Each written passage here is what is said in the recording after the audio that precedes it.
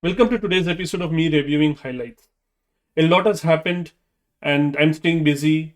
Just in a span of a week, I think the temperature has fallen about 20 degrees over here. That's quite a sizable fall. And speaking of fall, I think we have missed the fall colors. It was quite rapid, I think, this season. Anyway, since we are all very busy, I'm just going to jump straight to today's highlights. And yeah, let's start. The first one from Codependent No More. Codependent behaviors or habits are self destructive. We frequently react to people who are destroying themselves. We react by learning to destroy ourselves. These habits can lead us into or keep us in destructive relationships, relationships that don't work. These behaviors can sabotage relationships that may otherwise have worked. These behaviors can prevent us from finding peace and happiness with the most important person in our lives, ourselves. So these reactions the author is referring to, these reactions are when you are when you're being codependent, when you're in a codependent relationship with somebody who is destroying themselves. That's where the codependent transaction really happens. When somebody close to you, a close relation of yours, is engaging in self-destructing behaviors. So I think this is just a summary of the different things that can happen. How that behavior, how we kind of lock ourselves in that self-destructive loop along with somebody with whom we are being codependent. So that's pretty much it. Let's move on to the earned life. Ambition, when we achieve it, delivers a feeling of happiness that we cannot hold on to and protect. We get the promotion, win the club championship, or finish the marathon in under 3 hours. We celebrate the achievement. For a brief period, we are happy. Or more likely, not quite as happy as we thought we'd be. I mean, we know the feeling, right? Then the feeling dissipates, and channeling our any Peggy Levy asks, is that all there is? And in this section of the book, this phrase appears multiple times. Is that all there is? And I mean, I don't know about you, but that phrase kind of resonates deeply with me. Uh, it's whenever we accomplish something, or I'll talk about myself. Whenever I accomplish something and it's done, I strongly relate to this. We say that for a brief period we are happy, but that period is quite brief, for me at least. So I strongly resonate. Not quite as not quite as happy as we thought we'd be, and realizing this is very important because the first step to healing, the first step to self healing, starts with realization what we are doing, because all of this is so deep within our psyche that we don't even realize that this is what we are doing. This is the practice that we are engaging in ourselves. We don't even realize that. And reading this, learning this about ourselves, and reflecting on it, I think that's the first step towards, first of all, finding that happiness. And then, as the this this whole section that it's kind of linking ambition to aspiration. The ambition has an end goal in mind. So when you once you reach that goal, okay, you're done. Your goal is met. Your ambition is over. But if you're linking it to aspiration, and there are the three things over here: action, ambition, and aspiration at different levels. And we have talked about it in a different video earlier. But yeah, linking it to aspiration is where you would find that healing, and where you would find that feeling of having earned your life. So yeah, let's move on. The earned life again. Okay. The Nobel Prize winner Daniel Kahneman famously said, "What you see is all there is," spawning the widely adopted acronym. We okay. I'm not going to try to read that out. WYSIATI, to point out how quickly we use the limited information at our disposal to make premature conclusions. It was yet another example of humans behaving as biased, irrational actors. In this case, rushing to judgment. I'm missing the context over here. It's clear. I mean, what the highlight says, it's clear that how we use limited information to build our biases and then reacting on our biases. So what you see is all there is the impression that you would have that, okay, I see this and that's all there can possibly be. We don't dig into for the what is beneath the surface. So yeah, that's about it. But I'm not remembering the context, so I'll move on to effortless. Often the most useful knowledge comes from fields other than our own. Very true. As researchers from Northwestern University's Kellogg School of Management found in analyzing almost 18 million scientific papers, the best new ideas usually come from combining existing knowledge in one field with an intrusion of unusual combinations from other disciplines. I strongly agree with this one. That's the reason I read books on a different kind of subjects, and I'm always able to link it with software engineering practices and managing software engineering teams and leadership. So, of course, I read books which are directly related to leadership and management and everything. But I also read books on, for example, neurochemistry. That book has come up multiple times in our in this video earlier. Or I read books on what's the other subject that I probably uh, read on.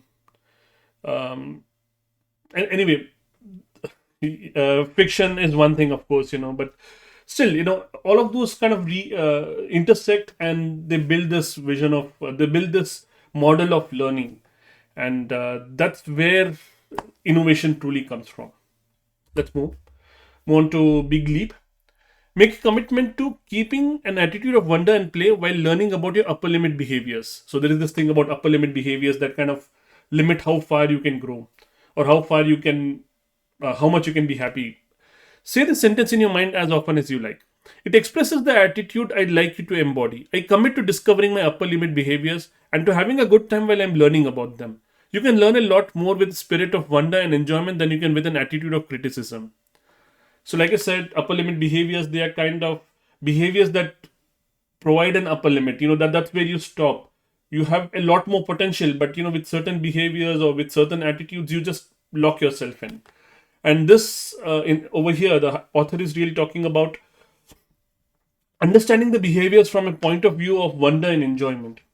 And that's a more healthy approach than approaching it with criticism, even self-criticism. If you're used to this idea, it doesn't help you. That's what I've realized over time, that self-criticism, that even though the criticism is directed inwards to ourselves, and we are thinking or we are hoping that this will still lead to some area of growth or some area of improvement, doesn't quite happen that way. Instead, look at it from the point of view of wonder. And enjoyment is, I think, too much, but wonder is enjoyment enough, for me at least. So look at it with the spirit of wonder, that okay, yeah, oh, is this really it? Is this really how I'm seeing it? And yeah, I think yes, that will enable growth much faster than self-criticism. Moving on to guide to organizational design. Requiring consultants to be 100% billable meant that training, administration, research, and collaboration had to be done in consultants' own time, leading an already demoralized workforce into further disaffection. Okay, the context is that how do you kind of um, uh, track progress or track productivity and stuff like that. And if you think that okay, requiring or setting a goal for 100% utilization or 100% billable utilization, it meant that things like training and research and administration, all of that had to be done on the consultant's own time. So there are two things that can happen. One is that the consultants get burnt out in trying to keep up, and in knowledge fields it's imperative. Learning and collaboration, sorry, the training and research and all of that is not optional. It's not that you can stay where you are and then still achieve career growth. That's not possible in the knowledge industry. So what usually one of the two things that happens is either consultants get burnt out, or they completely forego the training and research, and in both cases it's the organization that suffers. That's the point that the author is reaching to over here. Designing an organization, designing metrics, be careful what you're asking for. Moving on to Lessons in Chemistry. That's the fiction book. I just finished reading this. One would think the ignorant would die off sooner, Elizabeth continued, but Darwin overlooked the fact that the ignorant rarely forget to eat. I found it quite funny. And the story, there is an Apple TV series coming up, or it's a movie, I don't know. So I won't want to spoil it. But I think, Elizabeth, I won't spoil it much in saying that Elizabeth is a chemist, and she turns into it's 1960s, so women don't have the same opportunities. Not to say that women have the same opportunities today, but still, um, it was even worse at that time. And it's a reaction that the people she has to deal with in her work, even as a television host, or host of a television cooking show. That Yeah, this was quite funny. That one would think that ignorant would die off sooner. Well, moving on. Think again. And this is a long one. Achieving excellence in school often requires mastering old ways of thinking. Building an influential career demands new ways of thinking. In a classic study of highly accomplished architects, the most creative ones graduated with B average. The straight counterparts were so determined to be right that they often failed to take the risk of rethinking the orthodoxy. A similar pattern emerged in a study of students who graduated at the top of their class. Valedictorians aren't likely to be the future's visionaries. Education researcher Karen Arnold explains. They typically settle into the system instead of shaking it up. I think pretty much everything that I could say is covered. It's elaborate. Let's move on. Remote, not distant. Leaders often resist a remote workplace, claiming that culture will be lost. In reality, they're afraid that their charisma and influence might not be quite as important in a virtual setting. Or worse, maybe their contribution to culture wasn't as significant as they thought. Again, self evident. I don't think I need to add anything over here. We see this kind of resistance all over the place right now as organizations are returning to the regular in office model, and the common complaint that culture is lost or the productivity is lost or whatever. um, we see this. I don't think I need to keep repeating that in interest of time as well. Let's move on. Wrong fit, right fit. In essence, the very nature of the recruiting process shields us from gaining a deep and authentic view of how a given company works day to day. So the recruiting process, it's designed to be quick. It's designed to um, um, I mean, it's intended to weed out people who might, and I know that sounds bad, but it's intended to remove those people from the process who are not very likely to be productive at an organization. And it's designed for efficiency from the point of view of the people who are, um, for example, who are taking the interviews or who are involved in the recruitment process from the side of the company. So it's designed for efficiency and in favor of people who are trying to recruit people. And in that, it shields us from the daily, the deep and authentic view, because it's just too hard. The time constraints and the practical, considering the pragmatic involvement anybody can possibly do while still doing their day-to-day work, it's very difficult. So we need to rethink how we recruit. And of course, the book goes into a lot of different ideas about what can be done over here. At the same time, reading this book gave me a lot of different ideas of what we can change in our recruiting processes ourselves in my own organization. That there is like a better visibility to the candidate, to for them to determine that, okay, is there going to be a right fit over here. So the premise of the book, that it's really about the fit.